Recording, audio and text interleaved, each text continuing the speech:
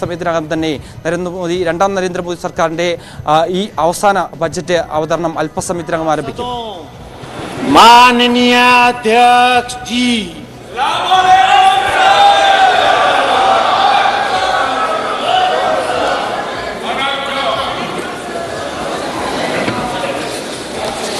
माननीय सदस्यगण, आपको बुलेटिन भाग 2 के माध्यम से पहले ही सूचित किया गया है कि माननीय वित्त मंत्री जी के बजट भाषण की प्रतियां आपको हार्ड कॉपी के रूप में उपलब्ध कराई जाएगी. अतः बजट प्रस्तुत हो जाने के पश्चात माननीय सदस्य बजट भाषण की प्रति प्रकाशन काउंटर से प्राप्त कर सकते हैं. आपको ये भी सूचित किया जाता है कि माननीय मंत्री द्वारा बजट प्रस्तुत किए जाने के पश्चात उसे मेंबर पोर्टल पर भी उपलब्ध करा दिया जाएगा. माननीय वित्त मंत्री जी,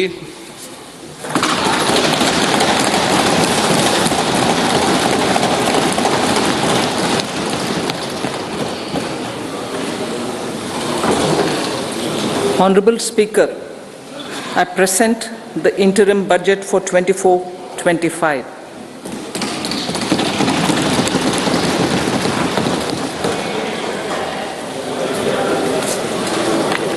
The Indian economy has witnessed profound positive transformation in the last 10 years. The people of India are looking ahead to the future with hope and optimism.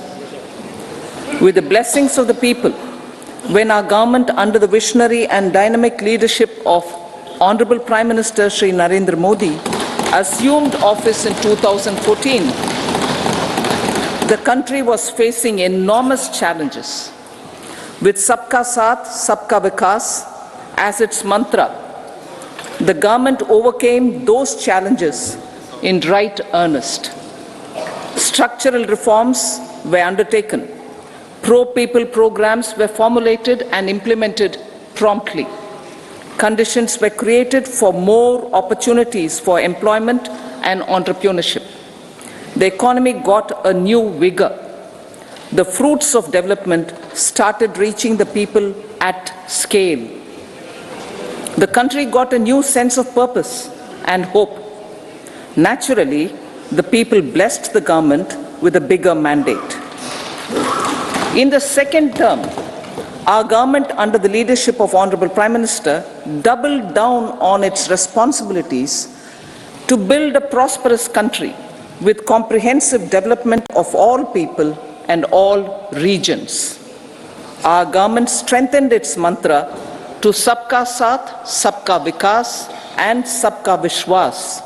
Our development philosophy covered all elements of inclusivity, namely social inclusivity through coverage of all strata of the society, and geographical inclusivity through development of all regions of the country.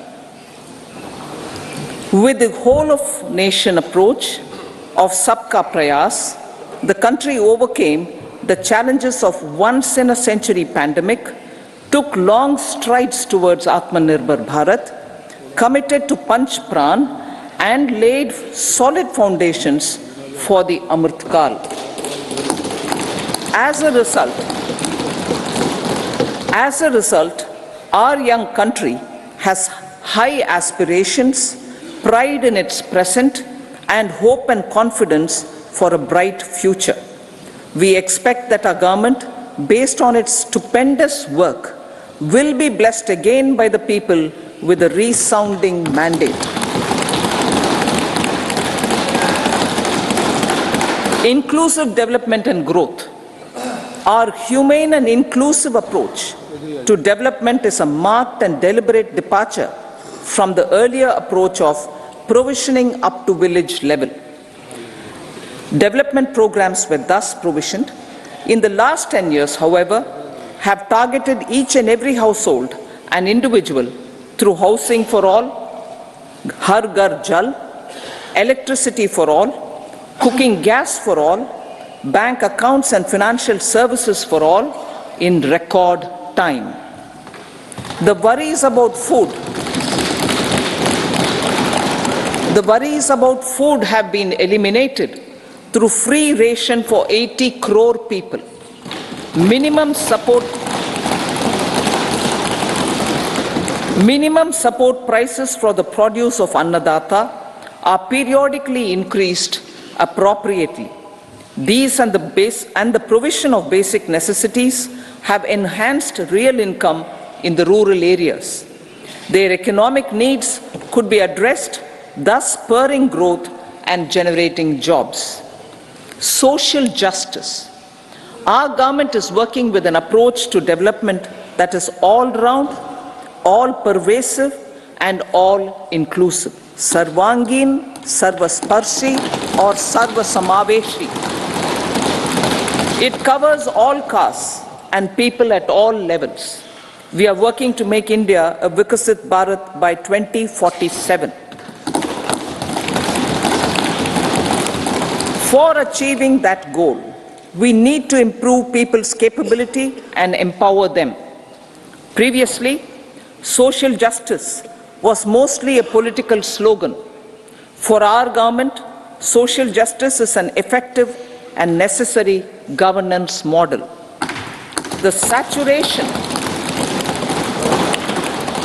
saturation approach of covering all eligible people is the true and comprehensive achievement of social justice. This is secularism in action, reduces corruption, and prevents nepotism, prevents Bhai Bhatijawad. There is transparency and assurance that benefits are delivered to all eligible people. The resources are distributed fairly. All, regardless of their social standing, get access to opportunities. We are addressing systemic inequalities that had plagued our society. We focus on outcomes and not on outlays so that the social economic transformation is achieved. As our Prime Minister firmly believes, we need to focus on 4 major castes. They are Garib, Mahilayein, Yuva and Annadata. Their needs, their aspirations and their welfare are our highest priority. The country progresses when they progress. All 4 require and receive government support in their quest to better their lives. Their empowerment and well-being will drive the country forward. Garib Kalyan, Desh Ka Kalyan. We believe in empowering the poor. The earlier approach of tackling poverty through entitlements had resulted in very modest outcomes. When the poor became empowered partners in the development process, government's power to assist them also increases manifold. With the pursuit of Sabka Saath, in these 10 years, the government has assisted 25 crore people to get freedom from multi-dimensional poverty. Our government's efforts are now getting synergized with energy and passion of such empowered people. This is truly elevating them from poverty. Direct benefit transfer of 34 lakh crore rupees from the government using PM Jan-Dhan accounts has led to savings of 2.7 lakh crores of rupees for the government. This savings has been realized through avoidance of leakages prevalent earlier. The savings have helped in providing more funds for Garib Kalyan. PM Swanidhi has provided credit assistance to 78 lakh street vendors. From that total of 78 lakh street vendors, 2.3 lakh have received credit for the 3rd time. PM Jan-Man Yojana reaches out to the particularly vulnerable tribal groups who have remained outside the realm of development so far. PM Vishwakarma Yojana provides end-to-end support to artisans and craftspeople engaged in 18 trades. The schemes for empowerment of Divyangs and transgender persons reflect firm resolve of our government to leave no one behind. Welfare of Annadata. Farmers are our Annadata.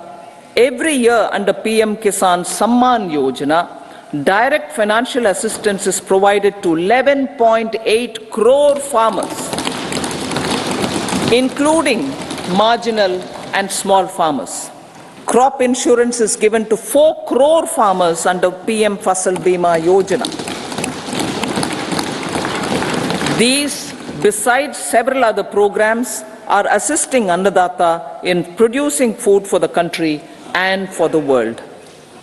Electronic National Agricultural Market has integrated 1,361 mandis and is providing services to 1.8 crore farmers with trading volume of 3 lakh crores of rupees.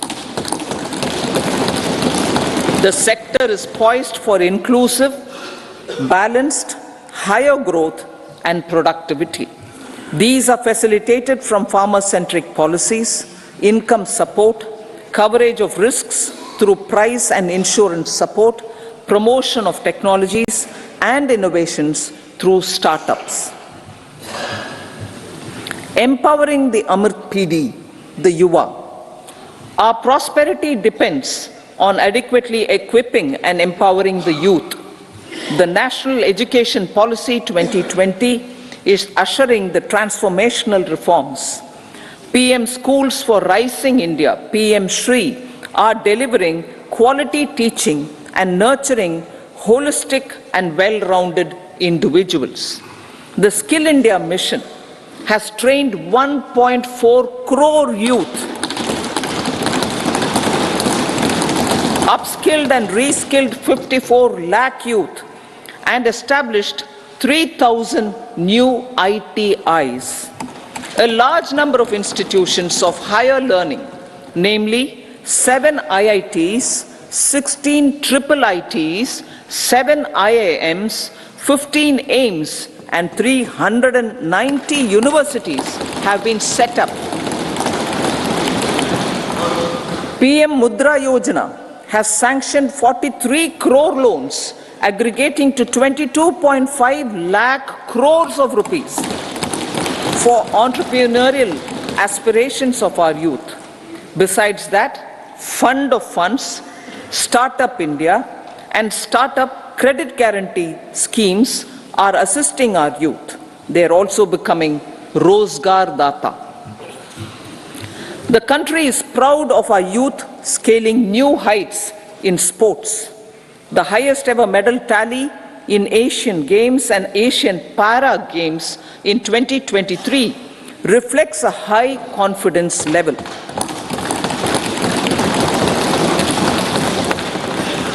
Chess prodigy and our #1 ranked player Pragnananda put up a stiff fight against the reigning world champion Magnus Carlsen in 2023. Today, India has over 80 chess grandmasters compared to little over 20 in 2010. Momentum for Nari Shakti. The empowerment of women through entrepreneurship, ease of living, and dignity for them has gained momentum in these 10 years. 30 crore Mudra Yojana loans have been given to women entrepreneurs. Female enrollment in higher education has gone up by 28% in 10 years. In STEM courses, girls and women constitute 43% of enrollment, one of the highest in the world. All these measures are getting reflected in the increasing participation of women in workforce. Making triple talaq illegal, reservation of 1/3 seats for women in the Lok Sabha and state assemblies, and giving over 70% houses under PM Awas Yojana in rural areas to women, and giving over 70% houses under PM Awas Yojana in rural areas to women as sole or joint owners have enhanced their dignity. Exemplary track record of governance, development and performance. Besides delivering on high growth in terms of gross domestic product, the government is equally focused on a more comprehensive GDP, that is, governance, development and performance.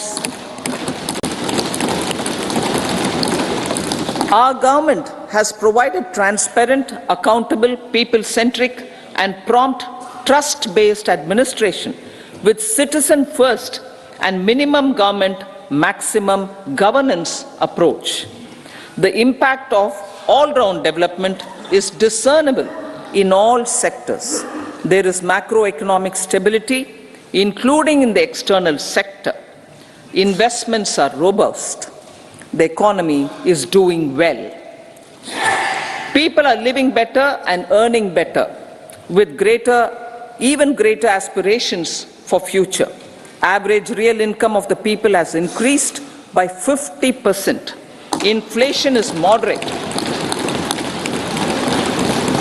People are getting empowered, equipped and enabled to pursue their aspirations. There is effective and timely delivery of programs and of large projects. Economic management. The multi-pronged economic management over the past 10 years has complemented people-centric, inclusive development. Following are some of the major elements. 1. All forms of infrastructure, physical, digital, or social, are being built in record time.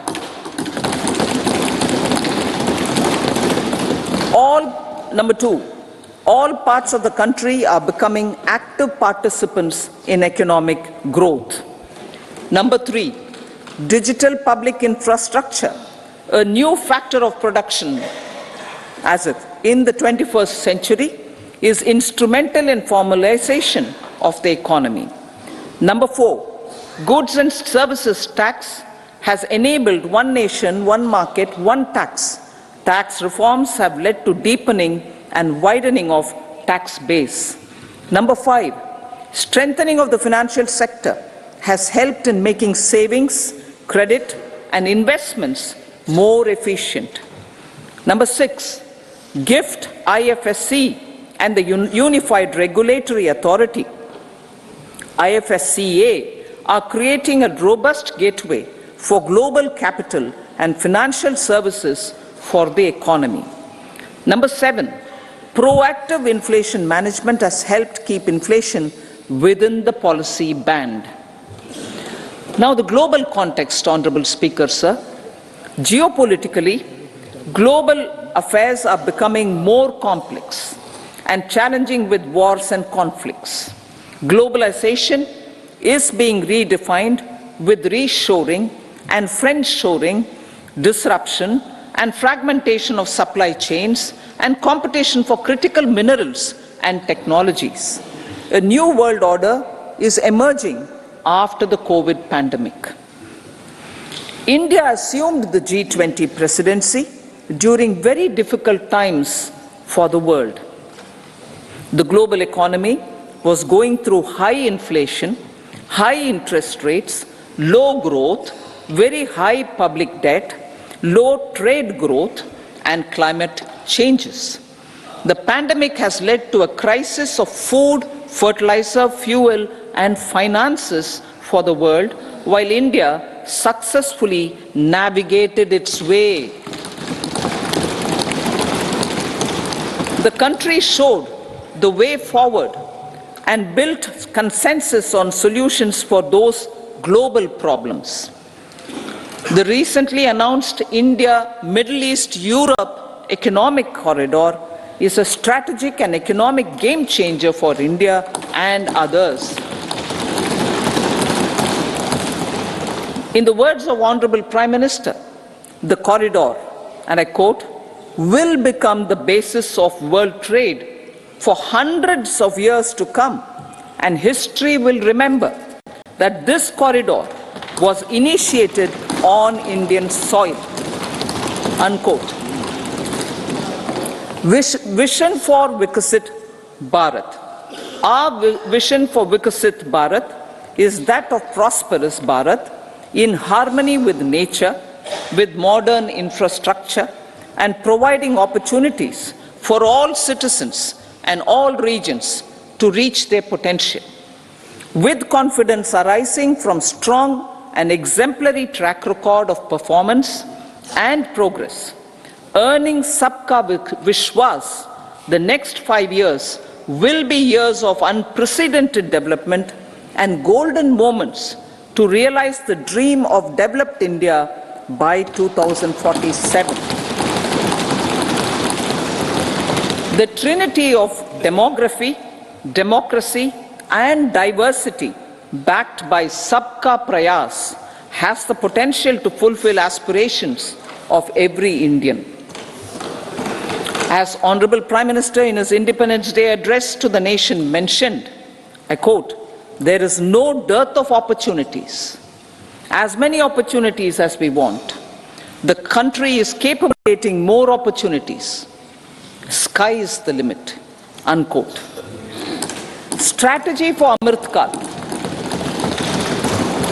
Our government will adopt economic policies that foster and sustain growth, facilitate inclusive and sustainable development, improve productivity, create opportunities for all, help them enhance their capabilities, and contribute to generation of resources to power investments and fulfill aspirations. Guided by the principle, reform, perform, and transform, the government will take up next generation reforms and build consensus with the states and stakeholders for effective implementation. It is an important policy priority for our government to ensure timely and adequate finances, relevant technologies, and appropriate training for the micro, small, and medium enterprises, MSMEs, to grow and also compete globally. Orienting the regulatory environment to facilitate their growth will be an important element of this policy mix.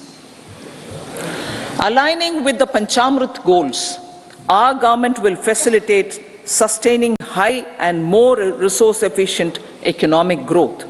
This will work towards energy security in terms of availability, accessibility, and affordability. For meeting the investment needs, our government will prepare the financial sector in terms of size, capacity, skills, and regulatory framework. Aspirational Districts Program. Our government stands ready to assist the states in faster development of aspirational districts and blocks, including generation of ample economic opportunities. Development of the East. Our government will pay utmost attention to make the eastern region and its people a powerful driver of India's growth.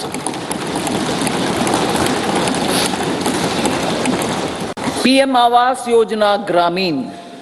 Despite the challenges due to COVID, implementation of PM Awas Yojana Gramin continued, and we are close to achieving the target of 3 crore houses.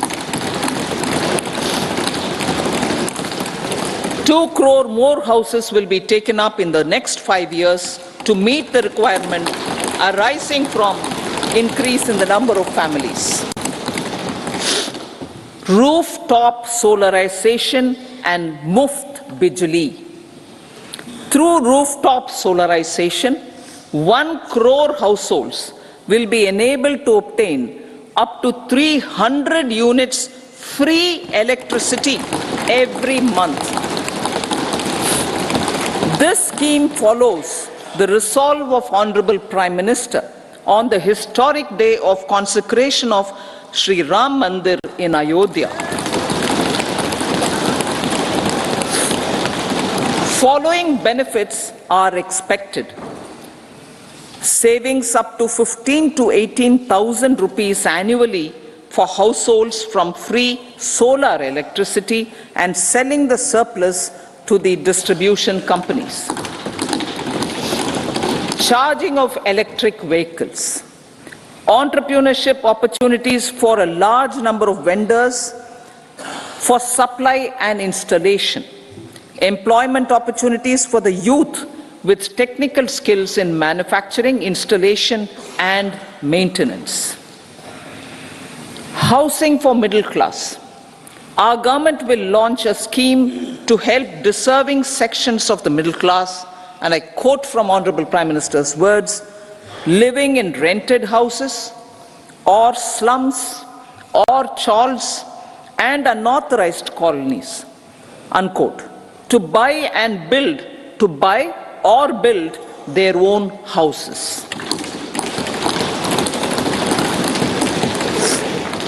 Medical colleges. Several youth are ambitious to get qualified as doctors. They aim to serve our people through improved healthcare services. Our government plans to set up more medical colleges by utilizing the existing hospital infrastructure under various departments. A committee for this purpose will be set up to examine the issues and make relevant recommendations. Cervical cancer vaccination. Our government will encourage vaccination for girls in the age group of 9 to 14 years for prevention of cervical cancer. Maternal and child health care. Various schemes for maternal and child care will be brought under one comprehensive program for synergy in implementation.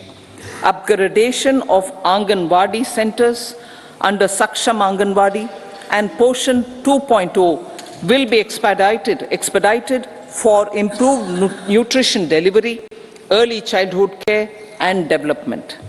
The newly designed U-Win platform for managing immunization and intensified efforts of Mission Indradhanush will be rolled out expeditiously throughout the country. Ayushman Bharat. Healthcare cover under Ayushman Bharat scheme will be extended to all ASHA workers, to all Anganwadi workers and helpers. Agriculture and food processing. The efforts of value addition in agriculture sector and boosting farmers' incomes will be stepped up. Pradhan Mantri Kisan Sampada Yojana has benefited 38 lakh farmers and generated 10 lakh employment. Pradhan Mantri formalization of micro food processing enterprises Yojana has assisted 2.4 lakh SHGs and 60,000 individuals with credit linkages. Other schemes are complementing the efforts for reducing post-harvest losses and improving productivity and incomes.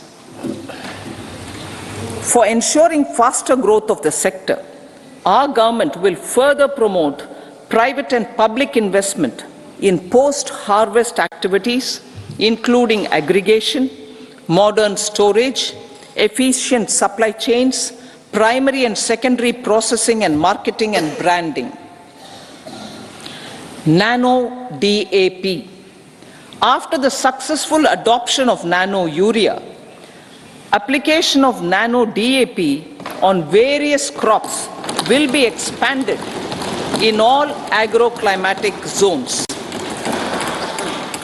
Atmanirbhar Oil Seeds Abhiyan. Building on the initiative announced in 2022, a strategy will be formulated to achieve Atmanirbharta for oil seeds such as mustard, groundnut, sesame, soya bean and sunflower. This will cover research for high-yielding varieties, widespread adoption of modern farming techniques, market linkages, procurement, value addition, and crop insurance. Dairy development. A comprehensive program for supporting dairy farmers will be formulated. Efforts are already on to control foot and mouth disease. India is the world's largest milk producer with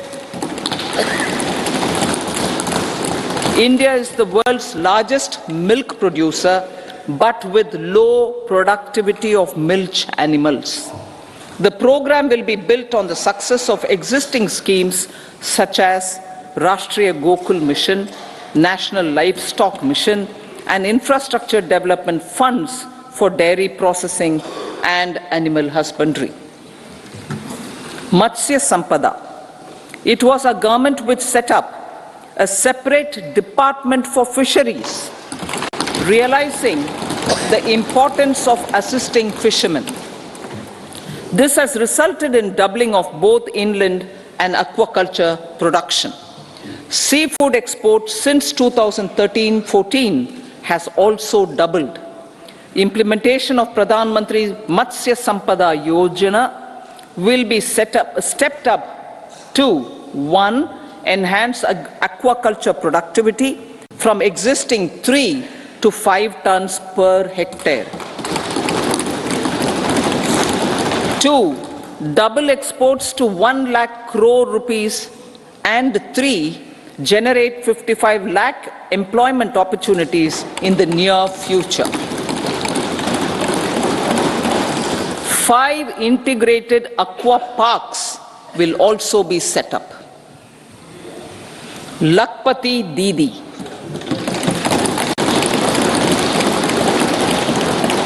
83 lakh SHGs. 83 lakh SHGs with 9 crore women are transforming rural socio-economic landscape with empowerment and self-reliance. Honorable Speaker said, their success has assisted nearly 1 crore women to become Lakpati Didi already. They are an inspiration to others. Their achievements will be recognized through honoring them. Buoyed by the success, it has been decided to enhance the target for Lakpati Didi from 2 crores to 3 crores.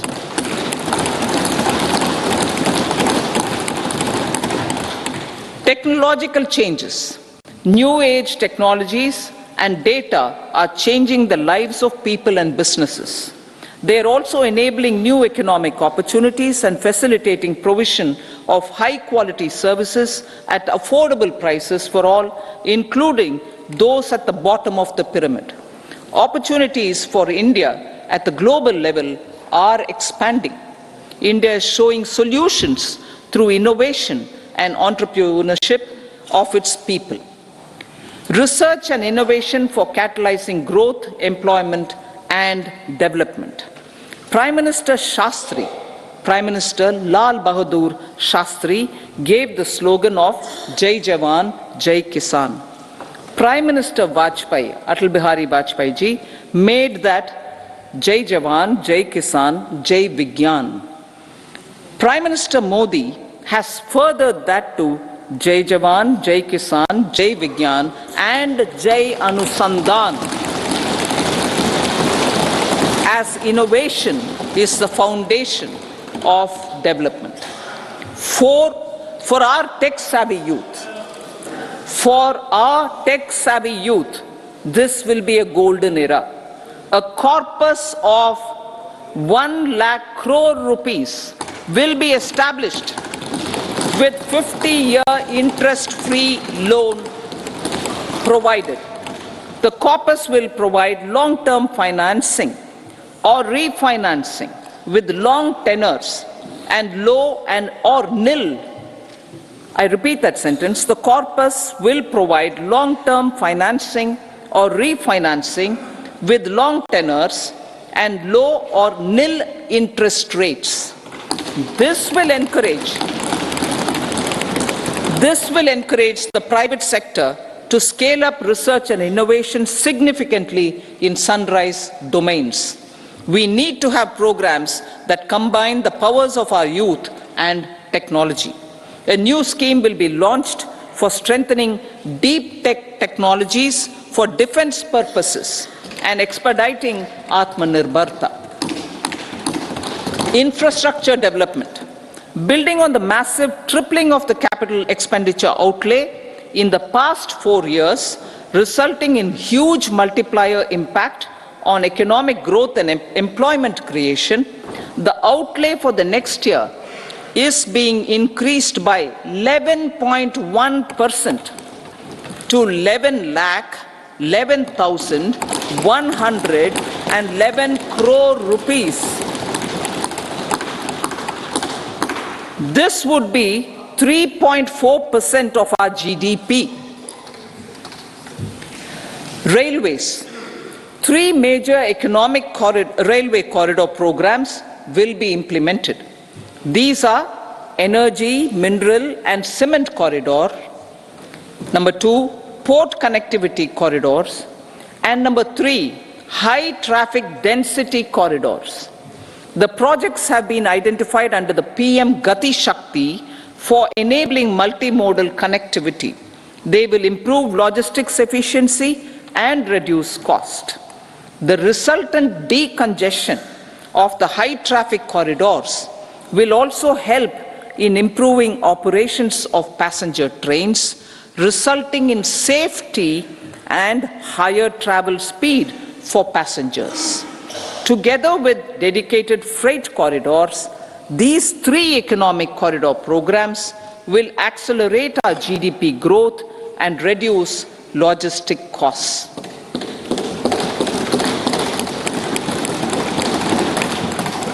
40,000 normal rail bogies will be converted to Vande Bharat standards to enhance safety, convenience and comfort of passengers. Aviation sector. The aviation sector has been galvanized in the past 10 years. Number of airports have doubled to 149. Rollout of air connectivity to Tier 2 and Tier 3 cities under Udan scheme has been widespread. 517 new routes are carrying 1.3 crore passengers. Indian carriers have proactively placed orders for over 1,000 new aircrafts. Expansion of existing airports and development of new airports will continue expeditiously. Metro and Namo Bharat. We have a fast expanding middle class and rapid urbanization is taking place. Metro rail and Namo Bharat can be the catalyst for the required urban transformation. Expansion of these systems will be supported in large cities, focusing on transit-oriented development. Green energy. Towards meeting our commitment for net zero by 2070, the following measures will be taken. Viability gap funding will be provided for harnessing offshore wind energy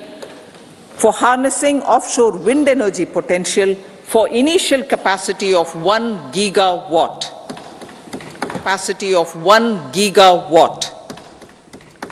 Coal gasification and liquefaction capacity of 100 metric tons will be set up by 2030. This will also help in reducing imports of natural gas, methanol, and ammonia. Phased mandatory blending of compressed biogas in compressed natural gas for transport and piped natural gas for domestic purposes will be mandated. Financial assistance will be provided for procurement of biomass aggregation machinery to support collection. Electric vehicle ecosystem. Our government will expand this and strengthen the e-vehicle ecosystem by supporting manufacturing and charging infrastructure. Greater adoption of e-buses for public transport networks will be encouraged through payment security mechanism. Biomanufacturing and biofoundry. For promoting green growth, a new scheme of biomanufacturing and biofoundry will be launched. This will provide environment-friendly alternatives such as biodegradable polymers, bioplastics, biopharmaceuticals, and bioagri inputs. This scheme will also help in transforming today's consumptive manufacturing paradigm to the one based on regenerative principles. Blue Economy 2.0.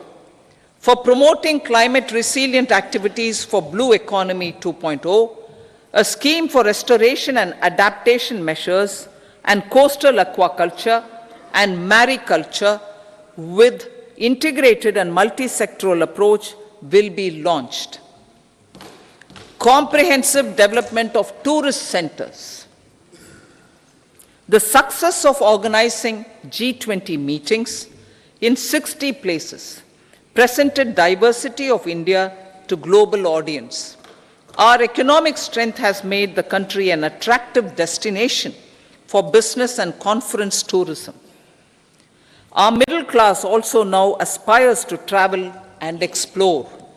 Tourism, including spiritual tourism, has tremendous opportunities for local entrepreneurship. States will be encouraged to take up comprehensive development of iconic tourist centers, branding and marketing them at global scale. A framework for rating of the centers based on quality of facilities and services will be established. Long-term interest-free loans will be provided to states for financing such development on matching basis. To address the emerging fervor for domestic tourism, Honorable Speaker, sir, projects for port connectivity, tourism infrastructure, and amenities will be taken up on our islands, including Lakshadweep. This will help in generating employment also. Promoting investments. The FDI inflow during 2014 to 23 was $596 billion, marking a golden era. That is twice the inflow during 2005 to 14. For encouraging sustained foreign investment, we are negotiating bilateral investment treaties with our foreign partners in the spirit of First Develop India. FDI is First Develop India. Reforms in the states for Vikasit Bharat. Many growth and development enabling reforms are needed in the states for realizing the vision of Vikasit Bharat. A provision of 75,000 crore rupees as 50-year interest-free loan is proposed this year to support those milestone-linked reforms by the state governments. Societal changes. The government will form a high-powered committee for an extensive consideration of the challenges arising from fast population growth and demographic changes. The committee will be mandated to make recommendations for addressing these challenges comprehensively in relation to the goal of Vikasit Bharat. Amrit Kal as Kartavya Kal. Our government stands committed to strengthening and expanding the economy with high growth and to create conditions for people to realize their aspirations. Honorable Prime Minister, in his Independence Day address to the nation in the 75th year of our Republic, said, and I quote, "We commit ourselves to national development with new inspirations, new consciousness, new resolutions as the country opens up immense possibilities and opportunities. It is our Kartavya Kal. Unquote.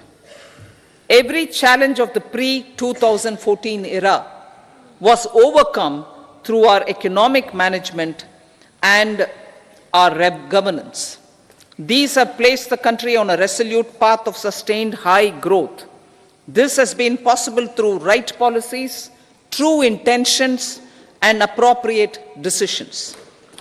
In the full budget in July, Honorable Speaker, our government will present a detailed roadmap for our pursuit of Vikasit Bharat.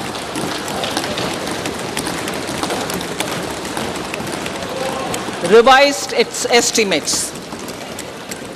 estimates of 2023-24.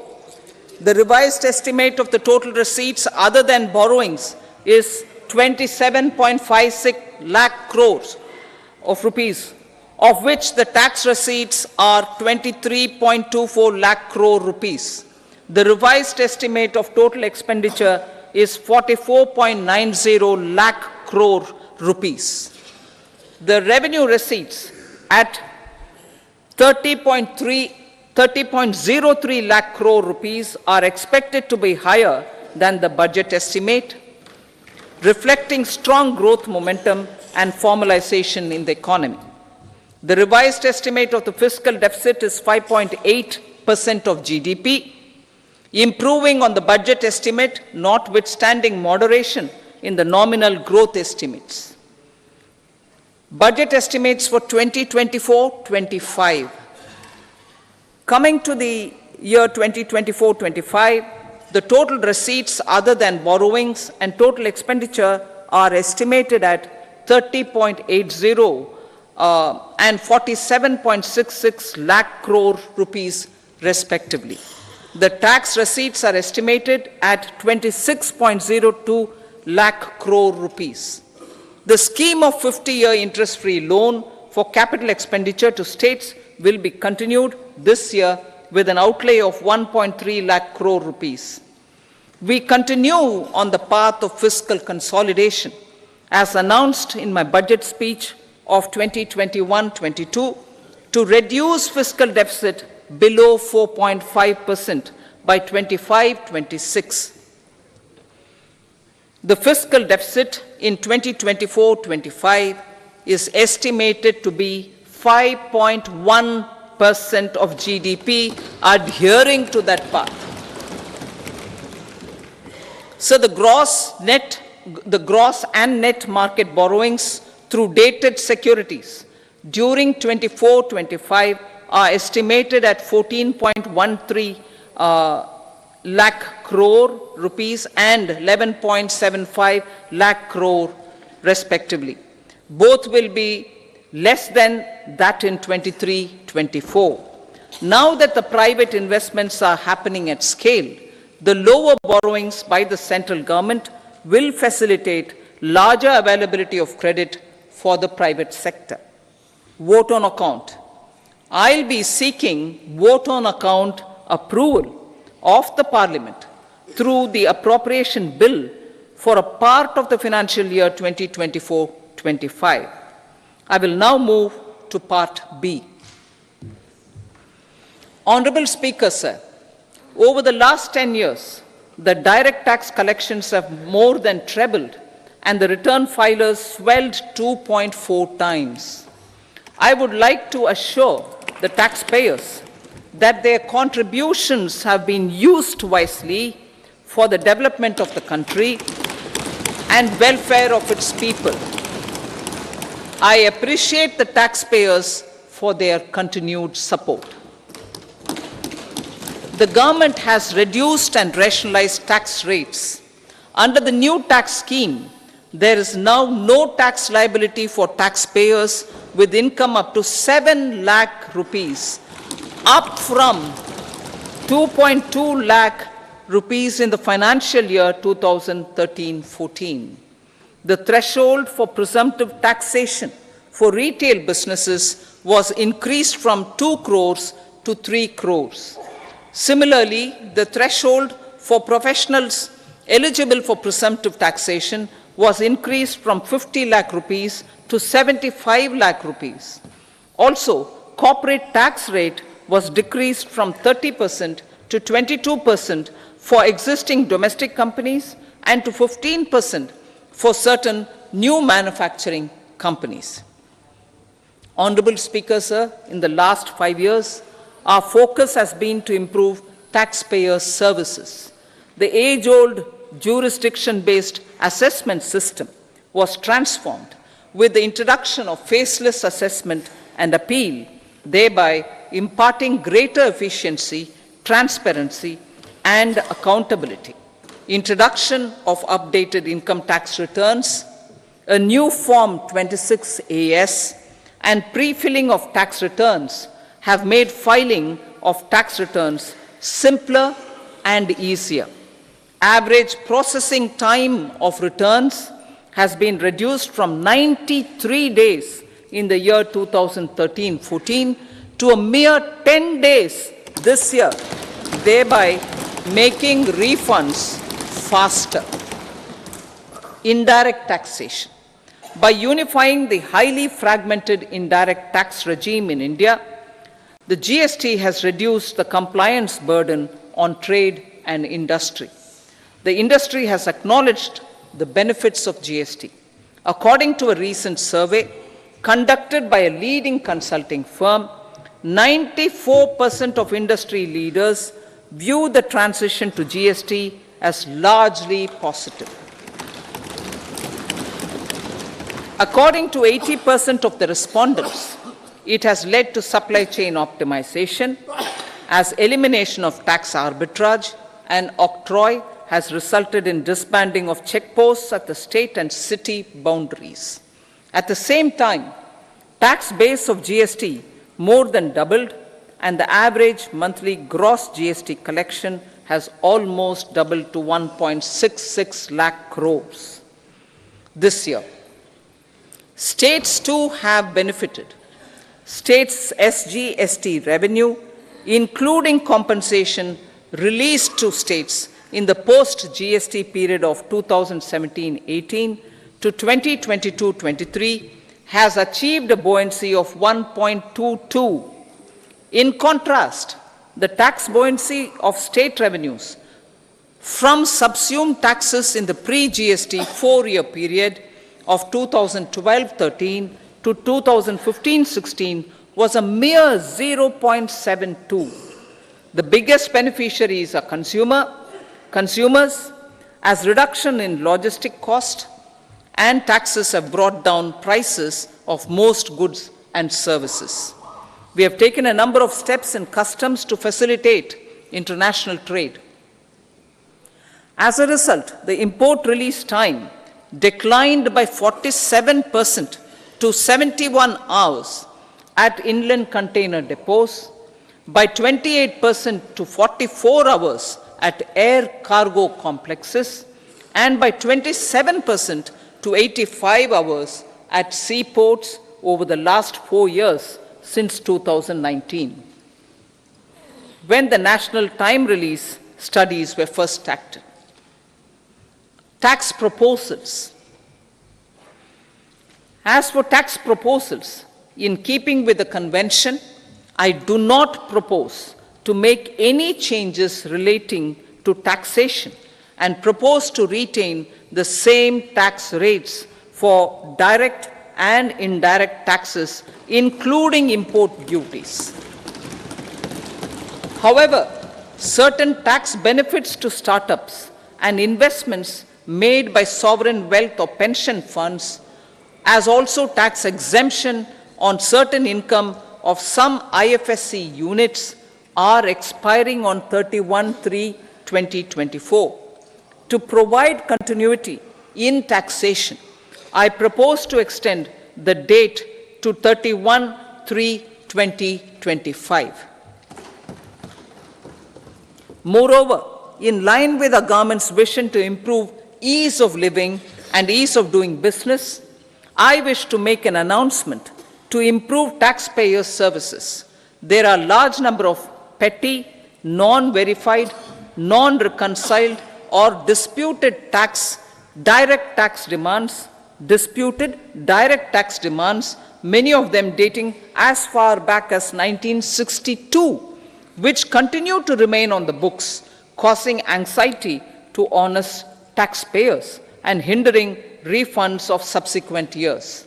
Honorable Speaker, sir, I propose to withdraw such outstanding direct tax demands up to 25,000 rupees pertaining to the period up to financial year 2009-10 and up to 10,000 rupees for financial years 2010-11 to 2014-15. This is expected to benefit about 1 crore taxpayers. 1 crore taxpayers would benefit out of this. Economy then and now. In 2014, when our government assumed the reins, the responsibility to mend the economy step by step and to put the governance systems in order was enormous. The need of the hour was to give hope to the people, to attract investments, and to build support for the much needed reforms. The government did that successfully, following a strong belief of nation first. The crisis of those years has been overcome, and the economy has been put firmly on a high, sustainable growth path with all-round development. It is now appropriate to look at where we were then. I repeat, it is now appropriate to look at where we were then till 2014 and where we are now, only for the purpose of drawing lessons from the mismanagement of those years. The government will lay a white paper on table of the House.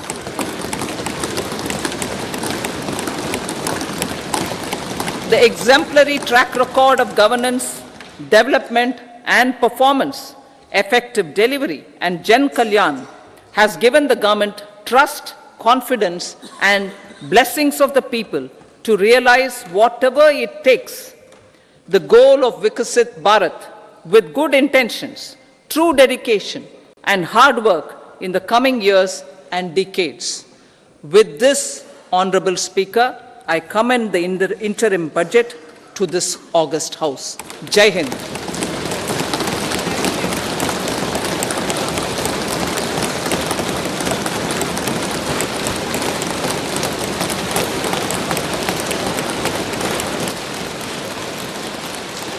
Item number 2 Shrimati Nirmala Sitharaman ji.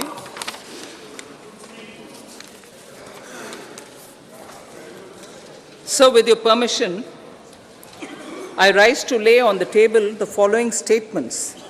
Under Section 3(1) of the Fiscal Responsibility and Budget Management Act 2003, medium-term fiscal policy cum fiscal policy strategy statement and macroeconomic framework statement.